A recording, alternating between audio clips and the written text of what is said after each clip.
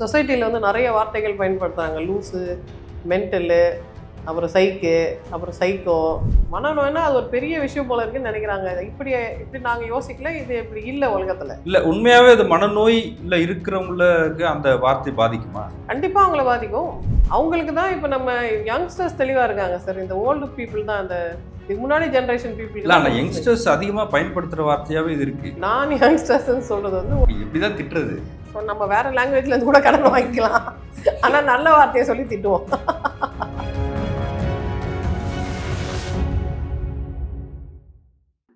Mental health issues, அதாவது இந்த மனப்பிழர்வு இருக்கிறவங்கள பற்றி நம்ம பேசணும்.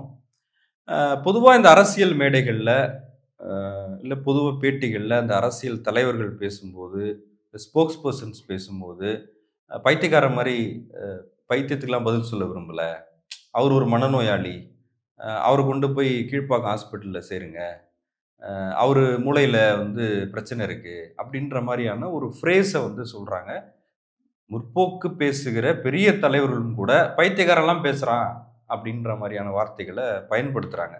இப்போ இந்த மாதிரியான வார்த்தைகளை பயன்படுத்தக்கூடாது அப்படின்ற கான்ஷியஸ் இருந்தாலுமே கூட இப்போ காலங்காலமாக சொல்லிட்டு வர்றதுன்னு ஒன்று இருக்குல்ல, அந்த அந்த ப்ராக்டிஸில் பேசுகிறாங்களா, இல்லை அது ஏன் பேசக்கூடாது அப்படின்றத சொல்லுங்கள். முக்கியமான கேள்வி கேட்டிருக்கீங்க சார். இது நாங்களே பேசணும்னு ரொம்ப நாளாக வெயிட் பண்ணிட்டு இருக்க ஒரு டாபிக் இது. இப்போ யாரையாவது வந்து அவங்க வந்து அவங்கள வந்து கணக்கில் எடுத்துக்க வேண்டாம், they don't matter, they don't கவுண்ட்டுன்னு சொல்லும்போது அவங்க எப்படி அதை மட்டம் தட்டுறாங்கன்னா, அவங்கெல்லாம் வந்து மனநோயாளிகள், அவங்க கேட்டால் பதில் சொல்ல வேண்டிய அவசியம் இல்லைன்ற மாதிரி சொல்கிறாங்க. பட் இன்னைக்கு சட்டம் என்ன சொல்லுதுன்னா, உண்மையிலே ஒருத்தங்களுக்கு மனநோய் இருந்தாலும் அவங்க கேள்வி கேட்டால் நம்ம பதில் சொல்ல தான் வேணும். அவங்களுக்கு எல்லா உரிமையும் இருக்குது, எல்லா மாதிரியும் அவங்களுக்கு சகலமான உரிமைகளும் இருக்கின்றதுனால, அவங்களுக்கு ஏதோ எனக்கு ஒரு தைராய்டு ப்ராப்ளம் இருக்குன்றதுனால நான் மனுஷி இல்லையா?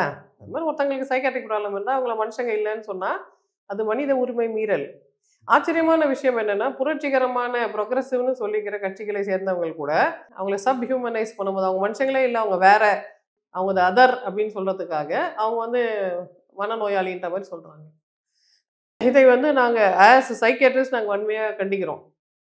சொசைட்டியில் வந்து நிறைய வார்த்தைகள் பயன்படுத்துகிறாங்க. லூஸு, மென்டலு, அப்புறம் சைக்கு, அப்புறம் சைக்கோ, அப்புறமா நிறைய அந்த மாதிரி வார்த்தைகள். திரைப்படங்களில் காமெடியாக வந்து நிறைய பிரபலமாகவும் ஆயிருக்கு. இந்த கவுண்டமணி செந்தில் காமெடி, வடிவேலு காமெடி, இதெல்லாம் கூட வந்து மென்டல் பைத்தியம் அப்படி சொல்றது வந்து நாங்கள் ஏற்கலை, அது தவறு, அப்படி சொல்லக்கூடாது. ஏன் சொல்லக்கூடாதுன்னா, இன்னைக்கு சராசரி மனிதர்களில் நீங்கள் பார்க்குற எல்லா 2வது நபரும், நீங்கள் 4 பேர் பார்க்குறீங்களா, 2 பேர் எங்ககிட்ட கன்சல்டேஷன் வராங்க. எதற்காக? அந்த காலத்தில் 1950 60லலாம் 2 காரணத்துக்கு தான் டாக்டர் கிட்ட போவாங்க. அவங்களுக்கு வந்து ஆல்கஹாலிசம் இருக்குது, குடிப்பழக்கம் இருக்குது, குடி போதையினால் வர பிரச்சனை இருக்குது, அந்த போதை பழக்கங்கள் இருக்குன்னா டாக்டர் கிட்ட போவாங்க. ஸ்கிசோஃப்ரீனியா மாதிரி மனசிதைவு நோய் இருந்தால் டாக்டர் கிட்ட போவாங்க. இப்போ வந்து அவங்க குடும்பத்தில் பிரச்சனை இருந்தால், கல்யாணத்தில் பிரச்சனை இருந்தால், தாம்பத்திய வாழ்க்கையில் பிரச்சனை இருந்தால், படிப்பில் பிரச்சனை இருந்தால், குழந்தை வளர்ப்பில் பிரச்சனை இருந்தால், உயில் யாருக்கு எழுதணும், எப்படி எழுதணும், எல்லாத்துலேயும் ஃபேஸ் ஆஃப் லைஃப் பிறந்ததுலேருந்து கடைசி தருணம் வரைக்கும் இருக்கிற எல்லா கேள்விகளுக்கும் எங்களை மாதிரி டாக்டர்ஸ் தான் பதில் சொல்லிட்டு இருக்கோம். அப்போது சாதாரண மனிதர்கள் தான் எங்களை சந்திக்கிறாங்க. எல்லா மனிதர்களுக்கும் எப்பயாவது காலகட்டத்தில் ஒரு பிரச்சனை வரலாம். வயதான காலத்தில் ஒருத்தருக்கு டெமென்ஷியா வரலாம், 10 பருவத்தில் ஒருத்தங்களுக்கு வயசுக்கு வரத்துல ஏதாவது பிரச்சனை இருக்கலாம், வேறு வேறு காலத்தில் வேறு வேறு பிரச்சனைகள் வரலாம். அப்போ அவங்கள வந்து நீங்கள் குறைவாக சொல்கிறதோ, அவங்க வந்து சைக்காட்ரிஸ்ட் கிட்ட போய் அது வந்து உடல் குறைபாடு மாதிரி ஒரு மனக்குறைபாடுன்ற குறைபாடு கூட இல்லை. அது அந்த சூழ்நிலையில இருந்த ஒரு ஒரு ஒரு கன்சல்டேஷனுக்கான அவசியம். அந்த சமயத்தில் அவங்க கன்சல்ட் பண்ணாங்க, அவ்வளோதான். அதுக்கப்புறம் அவங்க நல்லா இருப்பாங்க, எனக்கு ஹெல்ப் பண்ணுற பொசிஷனில் அவங்க இருப்பாங்க, அவங்க நல்லா தான் இருப்பாங்க. அவங்க எப்போ பார்த்தாலும் எனக்கு பேஷண்ட்டாக அப்படி அவங்க என்ன கற்பனை பண்ணிக்கிறாங்கன்னா, ஒருத்தங்களுக்கு மனநோய் வந்தால் அது தீரவே தீராது, மனநோய்னா அது ஒரு பெரிய விஷயம் போல இருக்குன்னு நினைக்கிறாங்க. இப்படி இப்படி நாங்கள் யோசிக்கல, இது இப்படி இல்லை உலகத்தில். இல்லை, உண்மையாகவே அது மனநோய் இல்லை இருக்கிறவங்களுக்கு அந்த வார்த்தை பாதிக்குமா? கண்டிப்பாக அவங்கள பாதிக்கும். அவங்கள டெஃபினட்டாக ஒரு சாதாரண விஷயத்துக்கு கன்சல்டேஷன், இது டிஃப்ரெண்ட் ஜென்ரேஷன் பொறுத்தது. சரி, யங்ஸ்டர்ஸ் அப்படி நினைக்கிறது இல்லை. இன்னைக்கு சென்னையை பொறுத்த வரைக்கும் யங்ஸ்டர்ஸ் என்ன நினைக்கிறாங்கன்னா, என்னால் இப்போ ஆன்லைனில் கூட கன்சல்ட் பண்ண முடியும், நிறைய ஃபெசிலிட்டிஸ் இருக்குது, அதுக்கு ஆப்பெல்லாம் இருக்குன்றதுனால என் மனதுன்றது ரொம்ப முக்கியமான ஒரு மூலப்பொருள். அதை நல்லா வச்சுக்கிறது எனக்கு முக்கியம். எப்படி பாடி ஃபிட்னஸ்க்காக அவங்க முயற்சிகள் பண்ணுறாங்களோ, அது மாதிரி மைண்டு ஃபிட்னஸ்க்காகவும் அவங்க நல்லா கவனிச்சிக்கிறாங்க தங்களோட மனசை. தனக்கு ஏதாவது பிரச்சனைனா அது என்னன்னு போய் தேடுறாங்க, அது எந்த டாக்டரை பார்க்கணும்னு அவங்களுக்கு தெரியுது. நம்ம ஒரு மருந்து சொன்னால் அந்த மருந்தை பற்றி போய் கவனிச்சுட்டு அது என்னன்னு கண்டுபிடிச்சிட்டு வராங்க. நிறைய கேள்விகள், புத்திசாலித்தனமான கேள்விகள் கேட்குறாங்க. யங்ஸ்டர்ஸ்க்கு எந்த பிரச்சனையும் இல்லை, அவங்களுக்கு இந்த ஸ்டிக்மாவே இல்லை.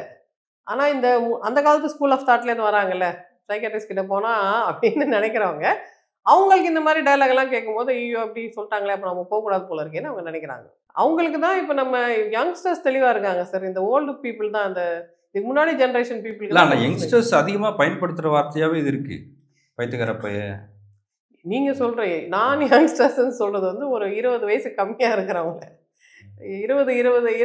10க்கு அப்புறம் பொறந்தவங்களெல்லாம் நீங்க பார்த்தீங்கன்னா, 20 அந்த இந்த பாஸ்ட் 25 இயர்ஸ்ல இருக்கிறவங்களுக்கு நெறைய அவேர்னஸ் இருக்கு. இந்த யங்ஸ்டர்ஸ் இந்த கடந்த 25 வருஷமா பிறந்த குழந்தைகள், ஒருத்தர் நிறத்தால பிரிச்சு பார்க்கக்கூடாது, ஆண், பெண்ணு பிரிக்கக்கூடாது, வர்க்கத்தால பிரிக்கக்கூடாது. எல்லாமே அவங்களுக்கு தெரியுது. ஏன்னா, அவங்க சின்ன வயசுலேருந்து இன்டர்நேஷனல் டிவி பார்க்குறாங்க. அதனால அவங்க பார்க்குற டிவில வந்து சின்ன வயசுலேருந்து வேற வேற நிறத்தவர், வேற வேற எத்னிசிட்டிய கொண்டவங்க, எல்லாரும் சமம், எல்லாரும் சமம்ன்றது அவங்களுக்கு தெரியுது. இல்ல அதுவே ஒரு சோஷியல் டெவலப்மெண்ட்டுக்கு அப்புறம் தானே வருது. இப்ப கார்ட்டூன்லலாம் கூட வந்து கார்ட்டூன்லயா இருக்கட்டும், ஒரு ஒரு அழகான குழந்தை படம்னு ஒரு பிக்சரை வாங்கி மாட்டோம்னு வச்சுங்களேன். இன்னைக்கு வந்து வேற வேற நிறங்கள்ல குழந்தைகள் வந்து ஆ. இருக்காங்க. ஆனா முன்னாடி வந்து இதெல்லாம் ஒரு ஸ்டீரியோடைப் இருந்துச்சு. கரெக்ட். முன்னெல்லாம் வந்து செந்நிற குழந்தைகள தான் ஆமா. பொம்மையா வைப்பாங்க. இப்ப ஆமா. எல்லா எல்லா எல்லா நிறத்தவர், எல்லா இனத்தவர் குழந்தைகளும் இருக்கு. பட் இதுல இன்னொரு விஷயம் சார், இதெல்லாம் இன்டர்நேஷனல் மீடியால மட்டும்தான். இந்தியன் மீடியால நீங்க பார்த்தீங்கன்னா, சோட்டா பீம் பாருங்க. பீம் வெள்ளையா இருப்பாரு. இந்த ஜோக்கரா வர காளியா வந்து கருப்பா இருப்பான்.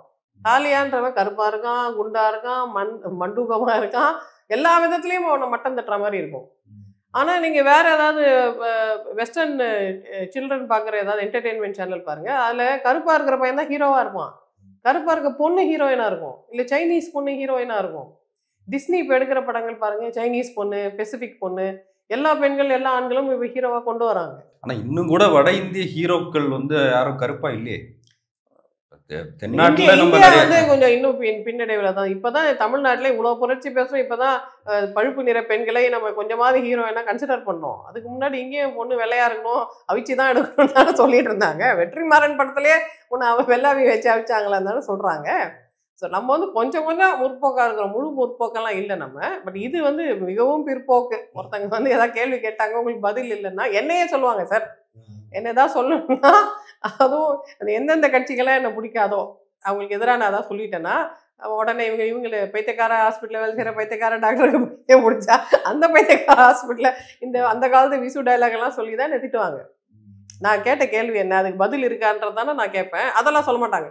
நீங்க இப்படி கேள்வி கேட்டா உங்களுக்கே ஏதோ இல்ல பேஷண்ட் அப்ப ஒருத்தரை வந்து திட்டணும்னா எப்படி திட்டுறதுன்ற ஒரு இது இருக்குல்ல. இப்ப நீங்க நாயின்னு கூட சொல்லக்கூடாதுன்னு சொல்லியிருக்கீங்க. ஆமா. நாய் எங்க கேவலப்படுத்தணும் அப்படின்னு சொல்லியிருக்கீங்க. அப்ப எப்படிதான் திட்டுறது? அதாவது ஒருத்தர் வந்து மரியாதையா நடந்துக்கிறாங்களா, மரியாதையா உருதுல ஒரு வார்த்தை இருக்குல்ல, பேமானின்னு ஒரு வார்த்தை இருக்கு. பே இமானி அப்படின்னா டிக்னிட்டி இல்லாத மனிதர். பே இமான்தார் அப்படின்றத திட்டும்போது பேமானின்னு சொல்லுவாங்க. ஸோ நம்ம வேற லாங்குவேஜ்ல இருந்து கூட கடன் வாங்கிக்கலாம். ஆனா நல்ல வார்த்தையை சொல்லி திட்டுவோம்.